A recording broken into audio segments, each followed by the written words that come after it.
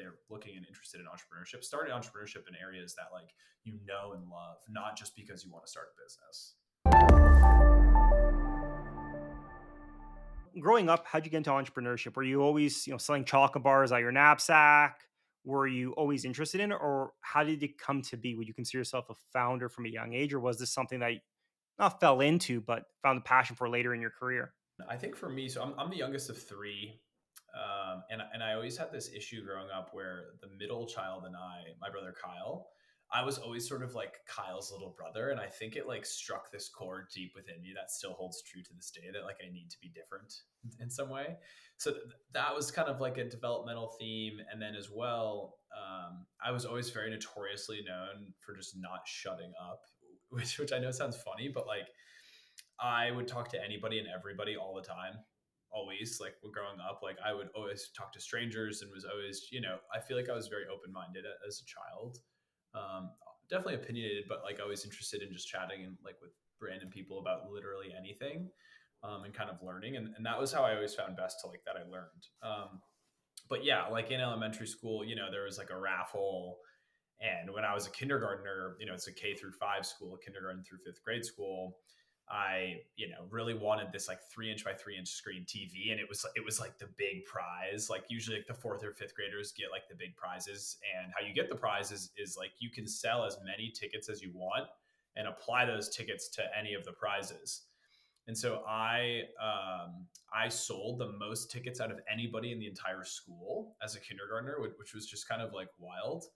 And I ended up like getting this TV, and later talking to my parents, like a couple of teachers approached them and they were kind of like, hey, like we want you to know that this is really quite strange, like probably a good thing, but like there's definitely like something kind of going on here with your son. By the way, I think my parents were like, I don't know, whatever, cool. So in college, I like met this kid, first kid I met in college, and he has like a nice watch, but he kind of looks blue collar, and he's always on his phone. I see him on Twitter, and I'm like, what are you doing, dude? He finally tells me, he has these big Twitter accounts, and he basically is like collecting ad dollars by like taking the following and running them to blogs where he's running ads on. And so on the spot, I was like, dude, I will give you every single dollar from my life savings if you show me how to do that and you help me do it. And he's like, oh, like, no, whatever. No, like, it's not worth that. And I'm like, I'll give you everything. He's like, all right, like, how much do you have?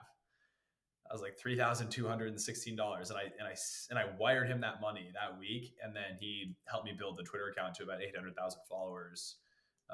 It was called Shit Your Parents Say. So I was just like feeding it content from childhood about like random things my parents would say. You have this following. You're in college. When you're graduating, are you like, hey, do I take this?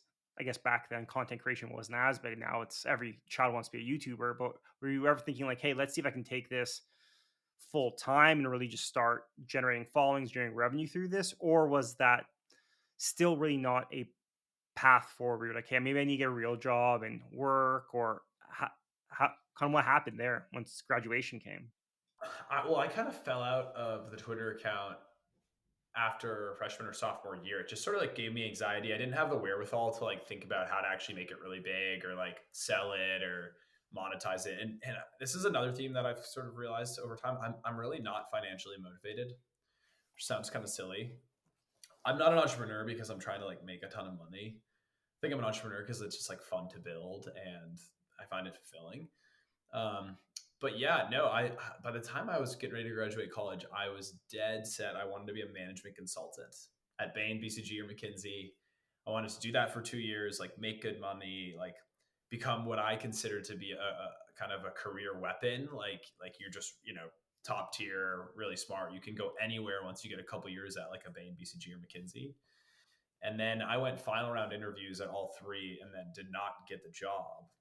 And that was the last time that I can like kind of remember where I like had a good cry was was when I got rejected from one of those. And thank God I got rejected from those. But yeah, I ended up going into a management consulting, like kind of tier 2 practice out of school, and thought I was going to be, Mr. Businessman, and moved out to Seattle, and it just ended up being wildly different from what I was expecting, and kind of hoping for, honestly. So at that point, that's where I had spent like a year there, and kind of was looking in the mirror every day and was like, holy crap, like, is this what I'm going to do for the rest of my life? I don't find any joy. I don't have any joy on a day to day basis. A lot of people think they're financially motivated until they have some money and then they realize that there's other things in life that matter more. Because I've met people that where it's all about the money. They're like, hey, every $1,000 is like make or break for me. I want to make all this money. But then you talk to someone who's like, hey, once I'm making 100K, that's good. I can afford everything. I'll be happy. Then they get a 100K job and then they're like, this, I'm bored. Now what? And you're always chasing, like I guess you were saying, you're always chasing something else, but typically it's not the money, it's that fulfillment. Because I met many people, they used to graph their happiness and the salary they made. And they realized, like, hey, man, when I was out of school, I had a fun job, something I was really passionate about. I was making no money, but I was the happiest. Then I got a high paying job. And I think that's what a lot of people find. Like they go, I do my MBA, everyone would be a consultant. They're like, consulting's the future, consulting's the dream. And then a few of them go into consulting and then they realize, okay, this is kind of fun. I'm making good money, but I hype the journey was more exciting than the destination almost. I think that's always what happens. Some people love it. Most people try to get to the next step, but they kind of lose passion along the way. Totally. Yeah. I was chatting with my co-founder this morning, kind of this newer project I'm working on, and it's his birthday. It's his birthday next week, and I think he's kind of reflecting, and he just like he's kind of trained himself to like love work, which is all good, and like he's built some really great things. But I think it's starting to hit him too of being like, okay, like how do I find joy, you know, in every day, right? Like I think for him, like historically, like at his one of his old startups, like his day to day joy was dictated by their Shopify sales. And now it's like, okay, do I feel good about myself today? Like, am I spending time with the people I want to spend time with? Like, sure, of course, am I building? Am I creating something that's exciting? Like, do I have valuable, challenging work that keeps me stimulated and kind of I don't know, sort of focused, right? But at the same time, yeah, like, am I taking care of myself? Am I finding joy in the everyday? Like, that's what it's all about. Like, it's the process, right?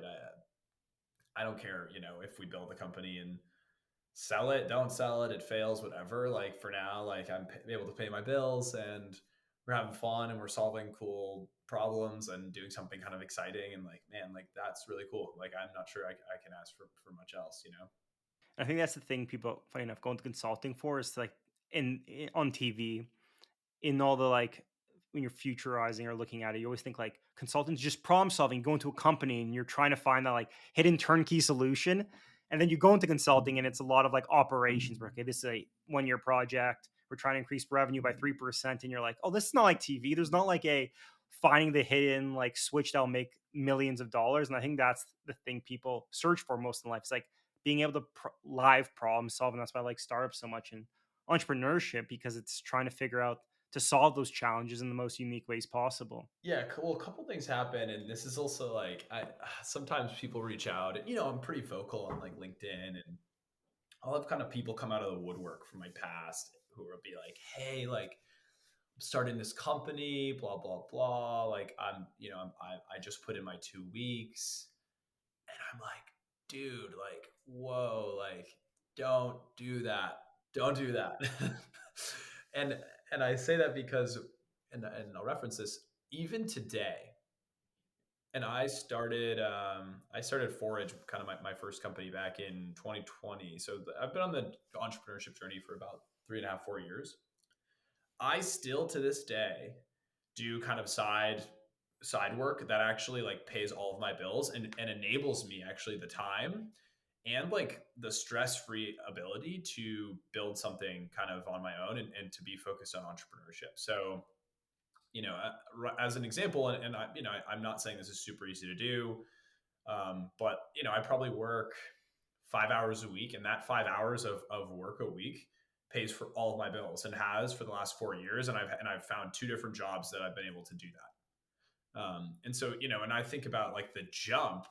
Everybody talks about this jump of like, oh, like I quit my job and I was all in it and I was in the trench. I've actually never had that full time jump, and I've sort of just been like sliding over. I think I think within the next 12 months, I will no longer be doing any consulting work or have to. I kind of enjoy some of it. But then I will be sort of more self sufficient financially, but that will be, 4 years in the making. You speak to a lot of founders, and I don't know if it's generational or comes up more and more, but many of them, they would, and even I get asked that question a lot. It's like, oh, when do I make the jump to do the startup? And typically, when you talk to most founders who've done it successfully, it's when you need to. Like mostly, if you have an idea that's in maybe an early ideation stage, sure you might have to work 100-hour weeks, but most of the time there is not a need to jump because you're still maybe doing product market fit. There's still other things to do it, and you can probably for a lot of times early on, you might be able to work a job and do it. So I meant a lot of founders even had on this podcast who are like, "Oh, how do you do the jump?" And they were like, "Well, I was working off the side of my desk, putting a few hours in with maybe a co-founder, getting product market fit, and then we got an order that was like, let's say like $50,000, and I was like, oh, I could pay myself for next 3 months." So I jumped. I think that's one thing is there is ways of de-risking yourself. Maybe it might not be as fast if you quit your job, but from a lot of even successful entrepreneurs I spoke to, having to make rent is a great motivator, but it's also a lot of undue stress sometimes you don't need if you're trying to run a business where you have to generate revenue, maybe when product market fit isn't ready yet. So I'm hearing it more and more when it's like, oh, there is no real jump. It's like you said, it's a transition, if it's possible, to financially get the product to where it is, where it's maybe you have to take a pay cut, but at least generating revenue enough to start putting more time into it. Yeah, like my pay level, out of school was like this, and then it's come down, and now it's just like it's much lower, but I can live, and I basically am buying my time back. And I when I chat with people, like if you have any sort of skill set and you've worked out of college, chances are like you can find a lot of companies who are willing to pay you part time and do part time work. And like if you're under 20 hours, they don't have to put you on benefits, and it actually can save them a lot of money. And so there's creative ways to get around it. Like I was on Washington State public benefits for a year when I lived in Seattle, because I didn't have a way of having health insurance. But like I still like had health insurance. Was it the best health insurance ever? No, but like still was getting my teeth clean. You know what I mean? So I just think that like, yeah, like there are a lot of alternative ways to think about it. And sure, it sounds really sexy to be like, oh, I'm starting a company, I'm quitting my job, like I'm all in, like I'm in the trench. But that's just I just don't think that's a great reality for many and most people, and can lead to a really put you in a really challenging financial position. Typically, time isn't that important, de-risking the businesses. So that's interesting story to hear kind of your approach to it, because it's like the best of all worlds, but most importantly, it allows you to focus on the business without worrying about needing technically to make like a profit every single day to be able to live. And just another note on that, like, for me as well, like I was young, and I think it's different if you've founded a couple companies or worked in startups and like maybe really understand an industry or a pain point really, really well, and like really financially understand how like the business will work. But I had no idea. And like I have had conversations with people who have quit their jobs to start a company, and it's actually hurt them because then they only have X amount of months to like get a company to be profitable to pay themselves. And when they can't, they literally have to be like, holy crap, I need a job ASAP. Or like, I'm literally going to be homeless. Like I need to like put all of this on pause, on hold to go find a job. And it can set somebody back actually to working on a problem or on a business, versus just saying, okay, I'm going to try and work a job where I can spend as least amount of hours as possible on this job, and spend, the other hours working on building a business until we get to that point, right? Where it just feels like a natural fit, or it makes sense to really make the switch. There's many ways of starting a business, many ways of generating revenue to live, but figuring out what fits best for you is extremely important because, like you said, there's so many ups and downs. You want to be able to at least be as secured as possible and know when to take more risks or less risks. I talked to a lot of people who did finance before becoming an entrepreneur, and then they always would say there was no risks. There's always cost benefit analysis. Do I take this jump here? If it doesn't, if it fails, this happens. But if it's successful, the upside's so much more. So there's always a balance you can try to approach life with. A lot of your content also is really mushroom related. And I had a post about this like a few months ago. Why do you think mushrooms are so popular now? What happened to them? They were like a boring food no one really liked, or like, oh, like your grandparents would eat. Now it's everything through mushrooms. Where did these mushroom obsession come from? Because I feel like it is the kale of the 2010s. Is like mushrooms are now the thing. everything is. Why is that, do you think? I feel like it was a perfect storm of like a lot of different factors, right? Like you have like the Fantastic Fungi Netflix documentary. You sort of have like tech bros in startup land figuring out about microdosing, and they're like, "Yo, this is why I'm such a good tech bro." There were a couple kind of big book releases as well. So like Michael Pollan's book, and then there were a couple other books that made like New York Times bestsellers. There was the other Netflix series that was about the mushroom fungus taking over. So I think it was sort of like all of those things, and then the other component as well is I feel like, I'm not sure how familiar you are with some of like the background and kind of like propaganda around psychedelics back in like the 70s, 80s, 90s. Are you familiar with that at all? A little bit because I work in a mental health space, but not too familiar overall, I would say. Yeah, just like, long story short, like people were just like afraid of psychedelics, and so all this propaganda was created about how they're super dangerous, and it became the Schedule One drug. And it was just like, holy crap, like this is the worst drug of all time. And I think now, in a world where like especially information has become so globalized, and like our generation, millennial and Gen Z, is very like sort of like individually minded, like starts to think where like, okay, we're actually like looking up psychedelics and being like, whoa, like it's actually, there's something interesting there, right? Like that's interesting. So I do think a lot of like the growth in that general like mushroom space and the legal mushroom space came from this like sort of birth, this like rebirth of finding psychedelics as being this like really interesting, potent, valuable medicinal sort of supplement, if you will, or medicine. And then, beyond that, people were like started to talk about all other sorts of mushrooms, right? So it's like even just like cremini and brown button mushrooms. You can look at sales, like year-over-year sales; those are way up, right? Like every single type of mushroom now, people are now like interested in again. I think there was also, as part of this trend, right? And it's like sort of like what is correlation, or where's the chicken and egg here? But historically, like mushrooms were sort of like canned. It was like canned or like jarred mushrooms, and they were pretty gross. And now, like, people are learning how to actually cook good tasting mushrooms, and like they're being used for other items. So I don't know if I could point to one thing or another. Specifically for me, it was I moved to Seattle. My educational background is actually originally in neuroscience, and I was originally a pre-med in neuroscience. And when I was still in that program, we spent an entire year just learning what different drugs do to the body and the brain. And my biggest takeaway from that entire year was that psychedelics are an incredibly valuable natural medicine. Like when I really sat down and learned the science behind what was going on, I was like, oh, mushrooms are really fascinating. Like I always thought these were these horrible, scary things. And then I moved to Seattle, and then I started to hear about these medicinal mushrooms, and I was like, oh, okay, those are functional mushrooms. It's like, okay, I know psychedelic mushrooms are really interesting. Like I wonder what these legal mushrooms are all about. And found them there. And then I had an experience where I was drinking a mushroom tea, and I didn't even know that it was a mushroom tea, and I felt really kind of profound, like calming effects from this tea.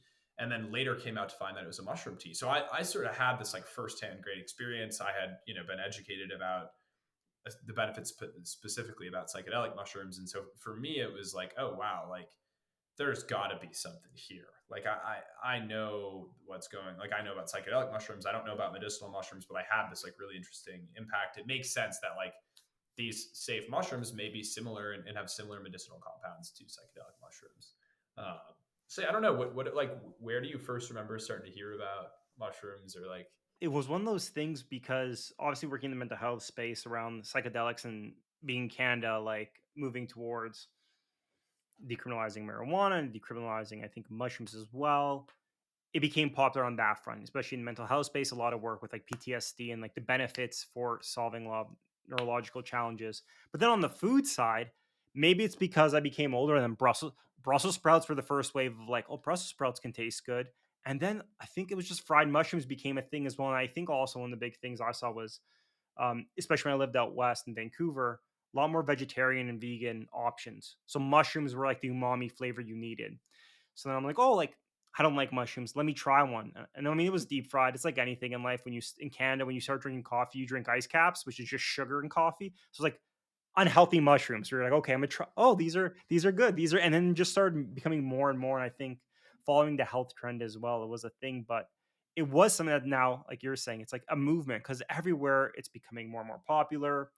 It's becoming a staple in more diets, I think, and obviously the health benefits are enormous just compared to everything else. Kind of have how it's a unique product. But I think growing up, probably like everyone else, mushrooms were like, oh, that grows in poop. Like, why would you eat that? It was just such like they were so poorly marketed, I think, and I think someone just did a good job at making them cool again. For me, what I first heard of them really was kind of from like Mudwater ads.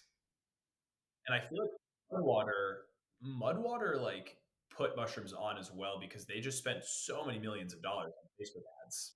And their whole thing was like mushrooms instead of coffee. And just like ingrained it into people that like there has to be something here because we're gonna spend hundreds of millions of dollars on ads. Um, so yeah, I don't know, yeah, and then it starts to get into like the LA scene and the New York scene, and now you can go into bodegas in New York and buy psychedelic mushrooms in chocolate bar forms, which is wild. One thing you touch on a lot is obviously even from the beginning, like it's like health and then being successful running a business. Think that's becoming more and more popular now. I think mental health, obviously, I work in the mental health space, but that topic of like founders understanding balance, maybe not work life balance, but like understanding a balance in life to be the most creative possible. Because if you don't sleep, feel, and eat well, it's very hard to run a successful business because you just can't think straight. How have you found that? Obviously, you're speaking about like taking care of your health and stuff, but in the startup world or founder world, I'm assuming you talk to a lot of them. Do you think there is a shift toward more founders or at least business owners being more conscious of their health and the direct impact it can make on their business? And have you been seeing that shift at all in the markets? I guess for me, like a lot of like the founders or operators who are older and have been around for a lot longer than me, like I feel like I've started like I see a lot of the founders that I respect most who really harp on that. Like I don't see founders that I think are really awesome who like have founded multiple companies who are like still just like burning on all ends of the spectrum. Like I feel like a lot of them are like really conscious about being sort of individually healthy and like believe that that enables success. And also a lot of them sort of just like instead of being like, oh my god, if I don't work 12-hour days today, like the business is going to fail. A lot of really good founders just have this belief that like things will work out, and it's like, okay, like if I need to leave the office at 3 today because I want to go to the gym and then get home early to like make this dinner, like cool, like it'll all be good. Like I'll just work tomorrow, or like the next day, versus like really being like, oh my god, I didn't get everything I said I was going to get done today. And I feel like I come across founders across the spectrum, but the more founders I come across who are older, more of them are way more towards that sort of like kind of like conscious living and healthy living spectrum. My kind of personal take, and this is also from experience, some of the most dialed I've ever been kind of with building my business was when I was training for an Ironman, which sounds kind of crazy because that was like kind of a part-time job. But when I put myself in that position where it was like, oh my God, like I'm going to take away 20 hours a week to go train, but I feel like I need to be working on the business all the time. The actual time I spent working on the business became so focused, and like having less time and almost having like the constraint made it honestly made me way better working on the business. And it was sort of this like really awesome yin and yang effect where like when I was working on the business, like I was super focused. Like I wasn't just like wasting time on stupid things or like taking on additional, initiatives or whatever because I was like, oh, I need to be doing anything and everything. It was like, okay, like I only have X amount of hours today. Like I need to do X, Y, and Z. Like absolutely. And then at the same time, I felt like I enjoyed training more because training's kind of miserable and it's a lot of time and like effort. But because I was like so focused and working so hard on the business, then it was almost like a reprieve to go like work really hard on this, like working out and like feel really good in like that type of sense. And it became, they like sort of started to play off of each other where like I was like eating super well and I was like working out all the time, but then I was also like working on the business all the time and just like had a lot of energy around that versus just like being all in on the business like at all times. And it always consumed my mind. Like feel like I could escape that by going into another activity that was like really intense in and of itself in like a completely different way. So that was kind of for me, that was like, I noticed when I did the Ironman, I stopped training. Like I was like, oh wow, I'm gonna have so much more time. Like no, like I was doing better work when I was training for the Ironman, and I felt better and like was happier, and was like, okay, there's like something interesting there. And then I've done another Ironman since, and the same thing happened when I was training, which I really, so now for me, it's like, okay, I want to be like training not all the time, but a lot of time, to sort of almost create that duality effect. I speak to a lot of the older founders who have successfully maybe had a few exits, and now in their next business, they all talk about like their training routine as a part of what makes them successful. Like every morning I'll wake up, go for a run. They're like, I need to do that before I get up. And I remember talking to one of them, and they said they thought they were busy. They're like, hey, I'm busy, I'm successful, I'm making millions of dollars. I can't work, I don't have time for it. Then they met Mick Jagger, famous Rolling Stones, and he would work out every morning, right? Every morning he work out, and then they're like, shit, he's way more successful than me, and he can work out every day, and he's like 70 or 80 at the time. Okay, I'm being lazy. And I think it's like what you said, like typically, and I mean, even a lot of people who had kids or children, they noticed the same thing. They said, when it became more busy, I became more productive because I couldn't spend, 2 hours figuring out like which maybe font to use. It was like, okay, I need to make a decision in 5 minutes because I have something else to work on. And they said their output was way more because I guess what you touched on as well is if you don't have a lot of time, you have to start making decisions and you tend to dilly dally or like spend less wasted time. And I think it's a big thing. Especially I found a lot more people get into running because it's like that disconnect. You really can't be on your phone. You have to focus, and it's nice going outside. And I spoke to a lot of founders as well. And the classic saying I kept hearing was, you never regret a workout. No matter how busy you are, you never regret working out. And I'm like, that can't be true. And I asked someone else, and they're like, it's true. It's because you always feel better. You have more energy. And it's about the output, not the input typically. It's like how much work can you get done, not how many hours it takes to get that done. So it's interesting hearing your story as well. Yeah, I'm a huge proponent of that, and I've talked about it a little bit in the past. And like a guy named Mark Samuels on LinkedIn talks about it. Of like, Mark will work less than 40-hour weeks, and that dude's got two kids. He's got a business. He's like started this other business, and I love that. I wish that was talked about more. Versus everyone's like, man, I work 100-hour weeks every week, and you're like, damn, I fucking hate that. It I think it's one of those things because it's easier to sell the idea of like you just have to work harder. That's all you have to do because it's easier to tell someone just work more hours. It's hard to tell someone be more intelligent of how you work because it's a little more nuance. There's more to it. Um, but again, I mean, there's with the work from home thing as well being more popular for businesses. Like the whole discussion now is how productive is a employee over a whole day? Is it like 1 hour of real work? Is it 2 hours? What is that number? Because no way people can work 9 to 5 every single hour is being utilized. So I think that discussion is becoming more and more. I think over the next few years, we'll see a shift of like how work is done, or at least acknowledging that taking a break to go for a walk at least 99% of the time is a better use of your time than staring at the same Excel document for another 3 hours. So I think that's like an interesting topic, it's being more and more popular. Yeah, no, yeah, totally. Or like, yeah, like even like switching rooms, or like there's so many of those sort of like subtle, like kind of almost like mind tricks that like once you start, allowing yourself to do, like you actually find real value in. It's like, okay, I've been working on this problem for 30 minutes. I can't get anywhere. Like, let me go for a walk and waste 20 minutes and come back, or come back to this tomorrow. And it feels counterintuitive, but it's shocking how often that actually really is helpful. So It is nice to see a shift in the I guess not I'd say away from the grind set or grinding culture, but I guess more aware of different ways of balancing it, not always need I mean sometimes you need to work crazy hours because there's a deadline or there's something that needs to be done, but it's if but also for most founders, and you touched on this early on, which is true, if you don't enjoy it, why are you doing it?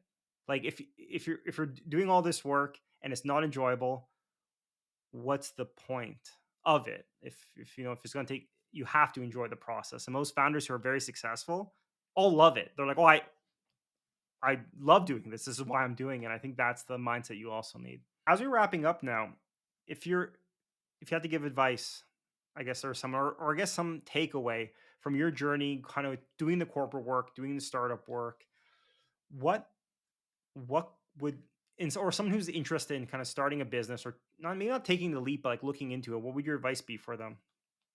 yeah, I think so. And I tried to start a couple things before I started FORIJ, and my takeaway, and I still think about this all the time, is like you gotta really be excited. And I know that sounds like silly, and it's like, oh yeah, of course I have to be excited about what I'm building. But what I more so mean by that is like you're gonna spend more days working on things you don't really want to be doing, or doing work you don't really want to be doing, or aren't excited about, or kind of drudging through the mud. And so it's really important to just like really love either like the building aspect or like the topic area, or whatever about it, because a lot of the days are going to be shitty. And so like I tried to start a couple other companies that I like thought were cool ideas and interesting, and then I found that whenever like we got to the administrative work, or the work I didn't really want to do, that is where it stalled, because it was like, oh, I don't really want to do this work. Okay, I'm not actually that passionate about it. It's like you're going to spend a lot of time doing work you don't want to do. And I'm not saying that's all of it, right? Like there's still joy in certain things, but like the only way to really have joy and fulfillment every single day when you're doing maybe work you don't necessarily want to do is only if you're like really excited about it or really passionate about it in one way or another. And I think sometimes people try and force something because they just want to start a business. And I would say like you'll kind of know when you're so excited about something and you just want to like stay up at night and like watch YouTube videos about it and like stuff like that. Like I would really compel people to, if they're looking and interested in entrepreneurship, start entrepreneurship in areas that like and love, not just because you want to start a business.